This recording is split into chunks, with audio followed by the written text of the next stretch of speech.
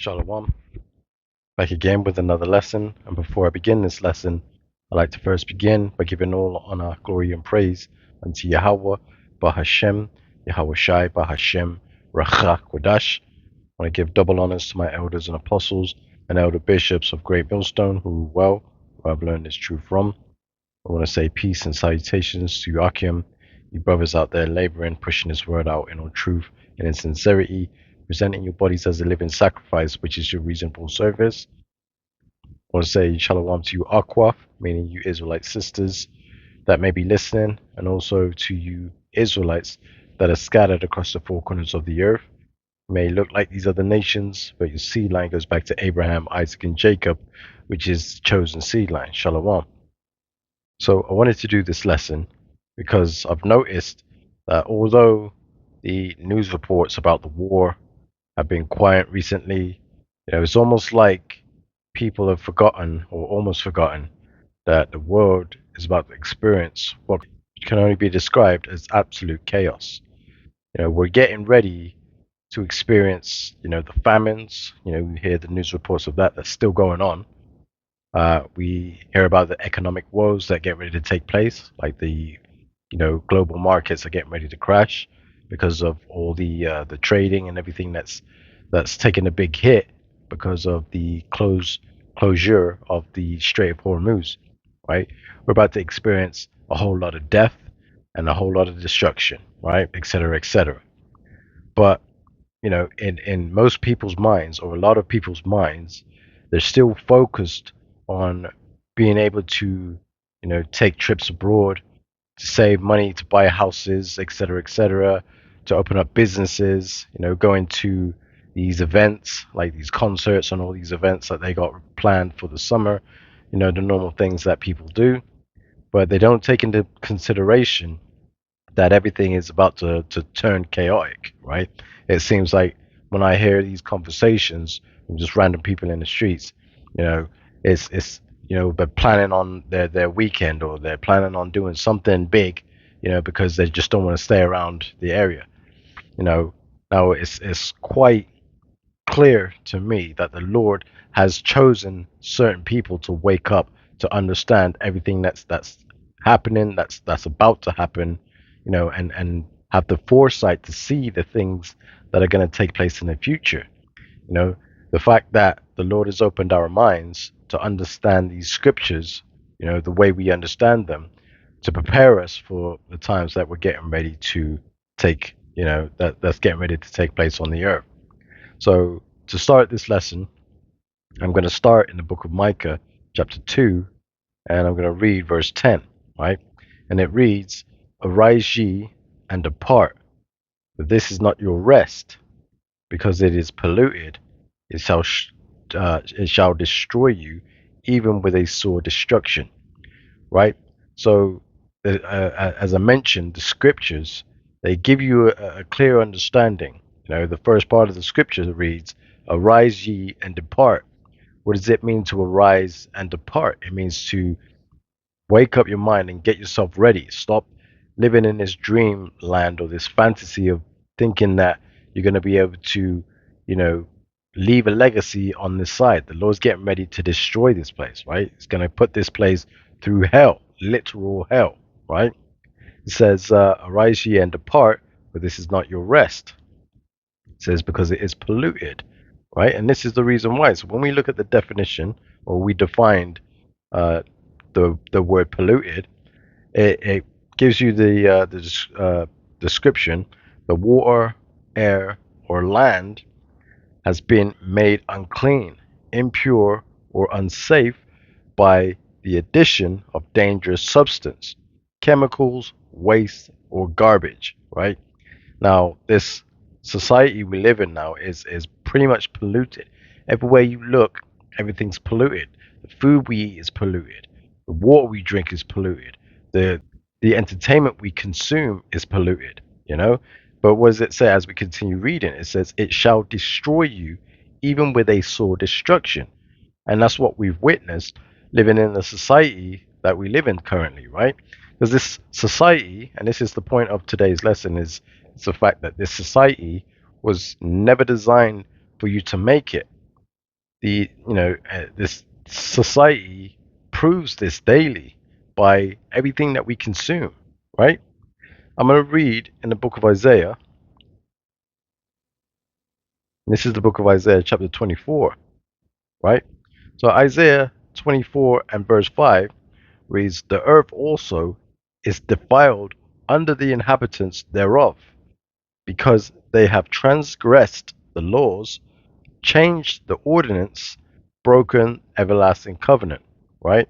So, you know, the earth is defiled under the inhabitants thereof. So these Edomites, these elites that are in rulership right now, have completely destroyed everything. Right? They've changed the laws. Right? So they've changed the laws, to say that you can't have multiple wives. You can only marry one woman. Right? They've changed the laws by changing the Sabbath day. Right? They've transgressed. They've changed the ordinance. And then they've broken the everlasting covenant. They've basically, you know, created these mega churches that teach that the laws are done away with, right?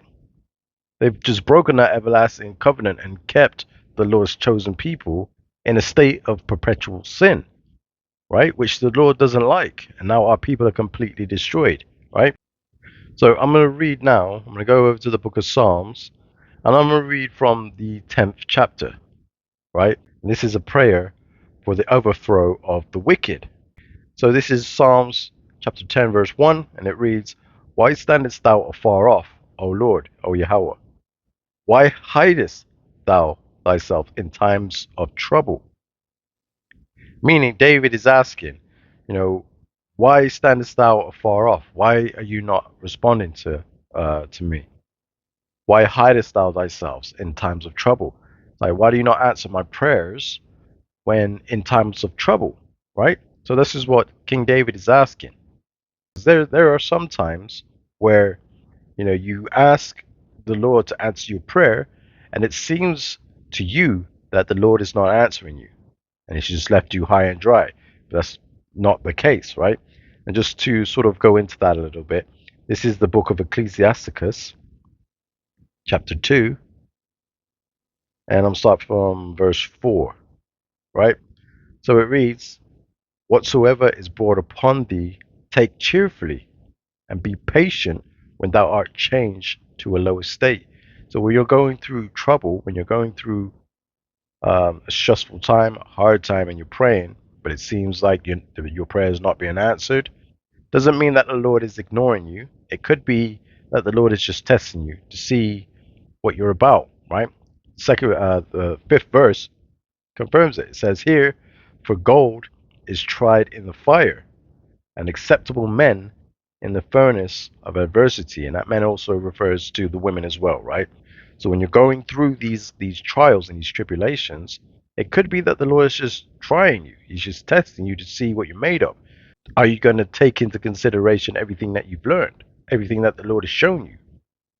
Are you going to flee and take off on the first, on the first bump in the road? The Lord is testing you, right? Because it says here in verse 6, "Believe in Him" is the key. Believe in Him, and He will help thee. Order thy way aright and trust in Him, right? Maybe it's the case that you just ain't been seeking the Lord. So the Lord is putting you through something to test. Are you going to call on me? Are you going to trust in me to let me deal with it for you? You know, that could be a test. So it's not the fact that the Lord is not responding to you. It could just be the Lord is testing you, right?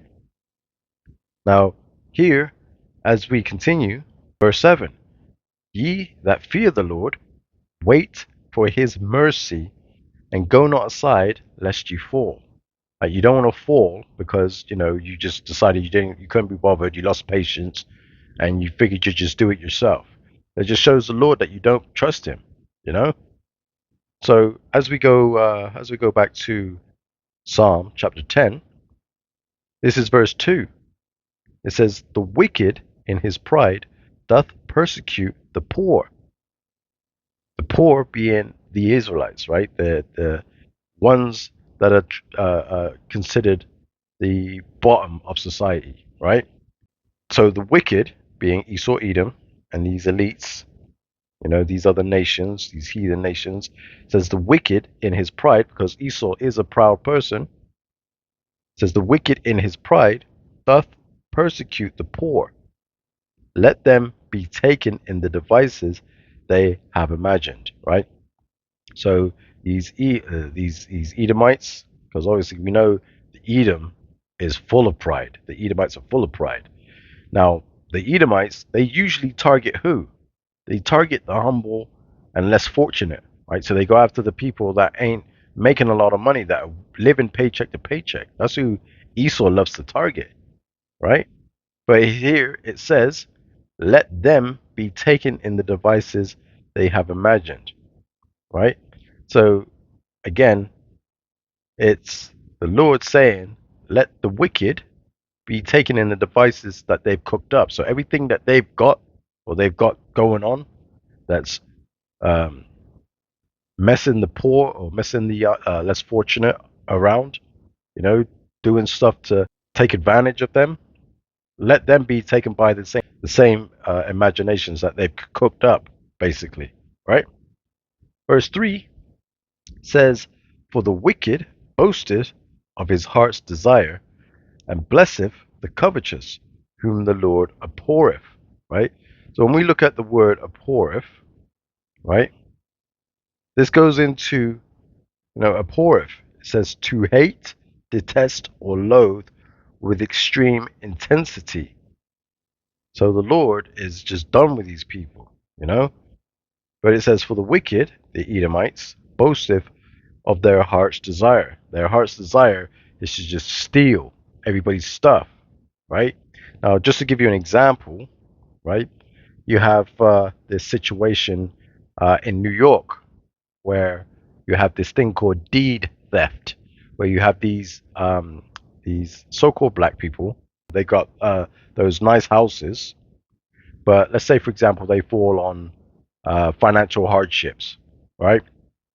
The those people, I ain't gonna say that who, small hats, right? They are going and forging documents and basically stealing people's houses through legal processes, illegal, fraudulent scams.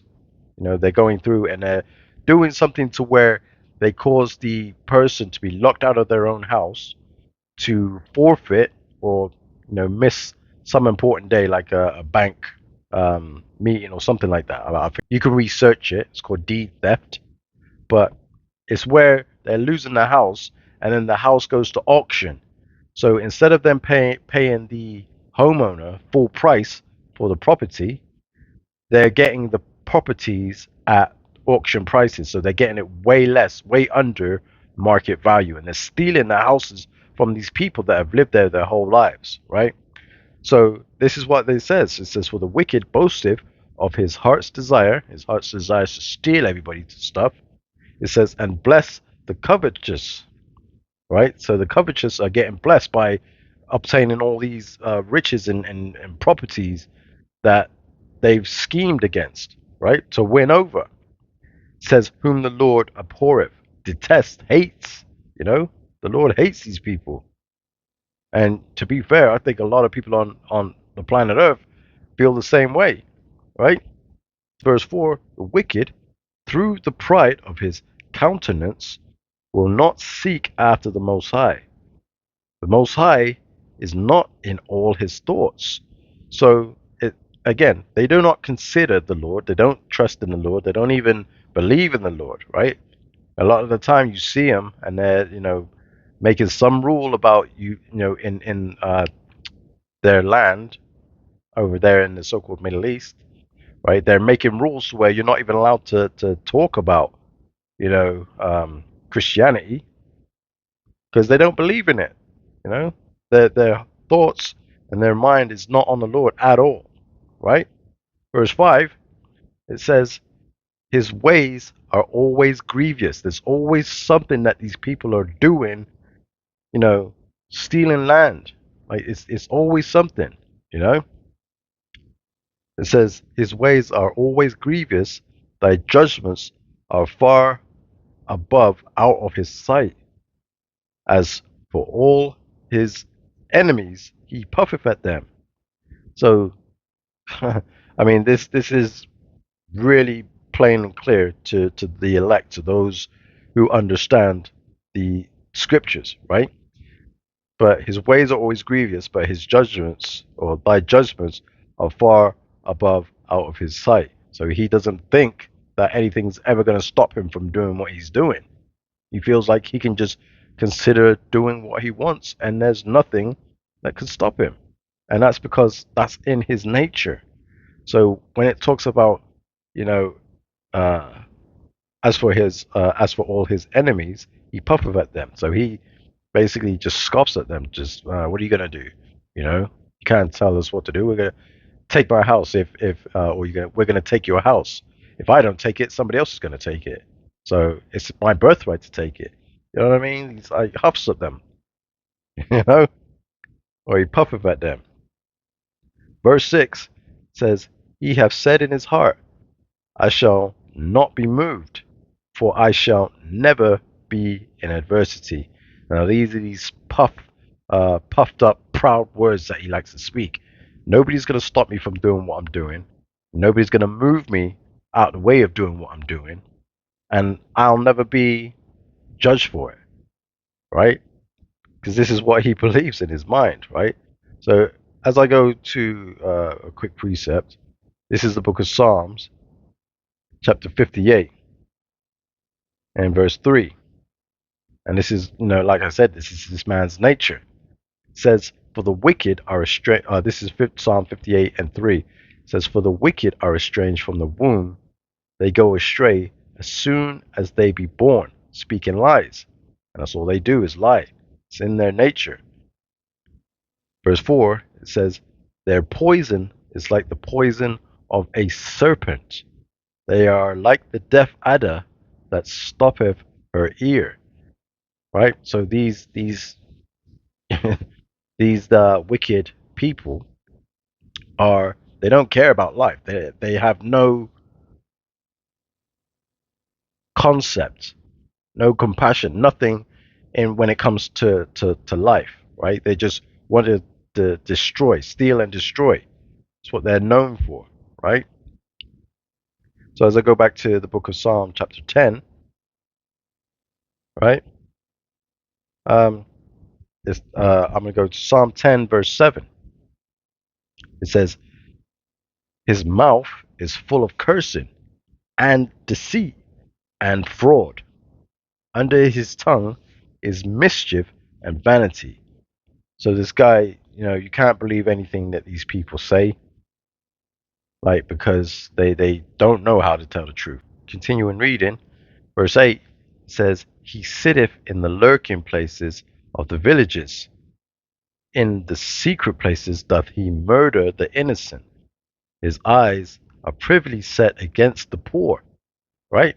So again, this man is just like, just this wicked. This guy is wicked, right? So when it talks about he sitteth in the lurking places in of the villages, in the secret places doth he murder the innocent. You know, in the secret places or the lurking places of the villages, you can even equate something like that to, how he has police, right, set up these traps, right? When you're on the road, he can get you when you're on the road because he sits in a little cut, waits for you to speed past him, and then catches you speeding. And now he can start getting you through the court systems, right? He can get you, give you a speeding ticket. Now you have to show up to court. If you don't pay that, or if you don't pay that ticket, then the bill goes up. You know what I mean? He finds ways of rinsing you out of your money. Not only does he do it through the law, right? Because it says also in that verse, it says, "He sitteth in the lurking places of the villages, in the secret places doth he murder the innocent."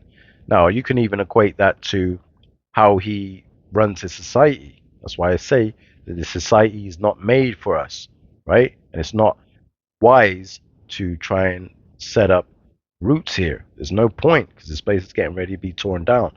But like, he sets up things. We had the police, but he also sets up things where, for example, the food that you eat. when you eat specific food, that processed food, it can damage your body and lead you to get sick. Now you got to go to the hospital. Now the bill that they're charging you at the hospital is extortionate prices. Now you can't not pay those bills, right? Let's say, for example, you get something that affects your health, where you now need to start taking medication, quote unquote medication, but medication, right? He jacks up the prices of the prescriptions, and now you're stuck paying these extortionate rates.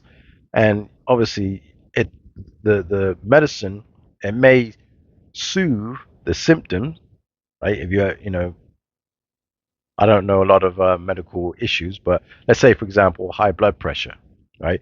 You take the medication that they give you for high blood pressure, only to find out that the side effects of the medication they give you is worse than the actual symptom.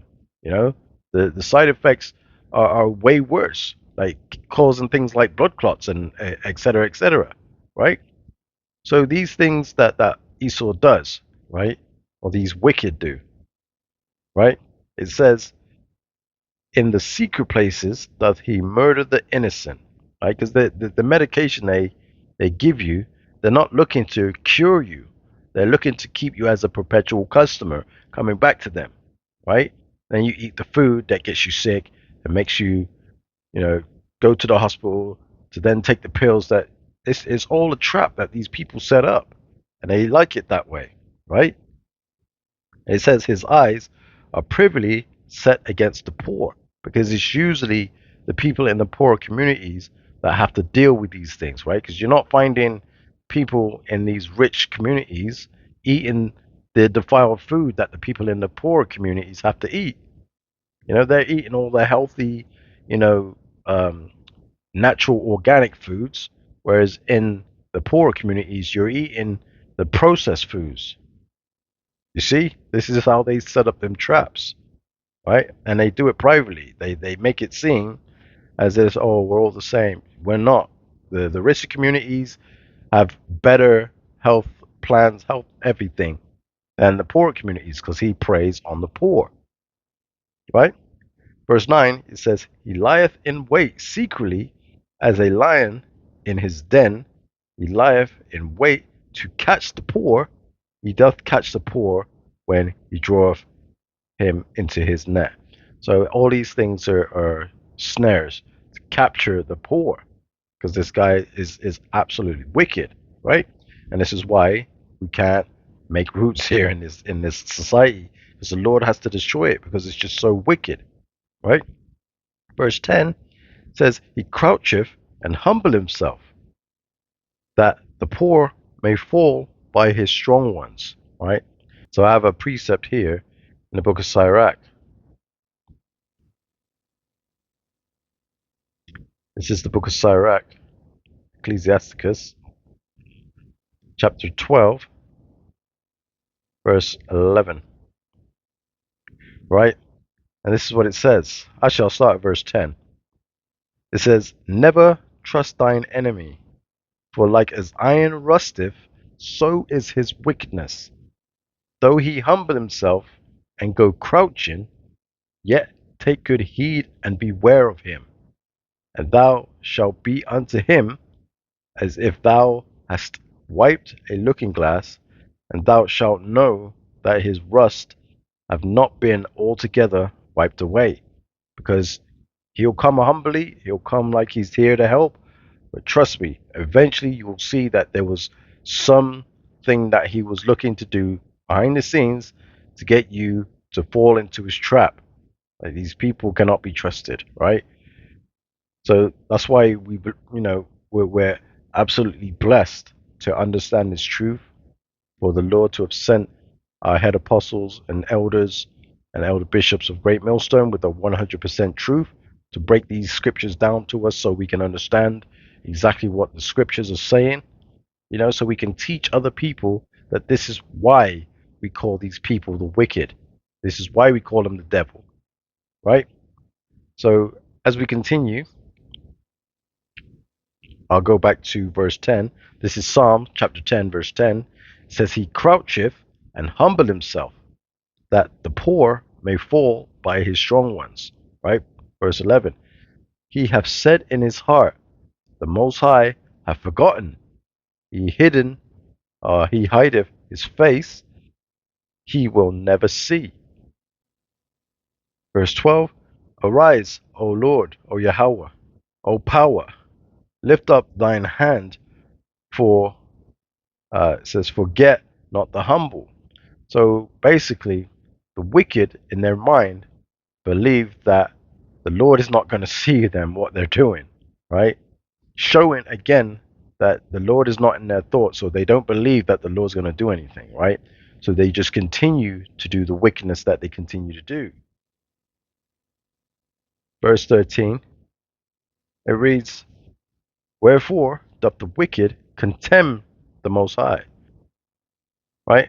Now, the definition for contemn means to treat or regard someone or something with disdain, scorn, or intense contempt, right? In other words, they despise, scorn, disdain, disregard, all these things, right?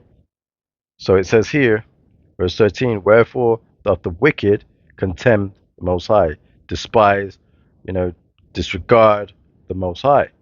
He have said in his heart, will not require it, right?